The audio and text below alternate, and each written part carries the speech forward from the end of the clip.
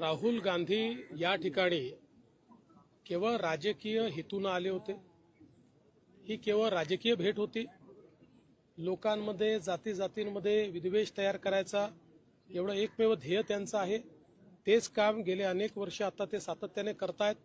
त्यामुळे मला असं वाटतं की त्यांनी हे जे काही विद्वेषाचं त्यांचं काम आहे हे त्या ठिकाणी जाऊन पूर्ण केलेलं आहे।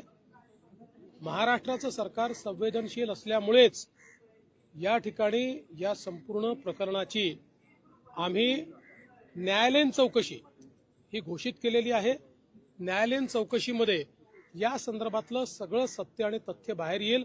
काहीही लपवण्याचं कारण नाहीये आणि जर त्या चौकशीमध्ये कुठल्याही प्रकारे मारहाणीमध्ये किंवा अशा प्रकारच्या गोष्टींमुळे हा मृत्यू झालाय असं बाहेर आलं तर कोणालाही सोडलं जाणार नाही।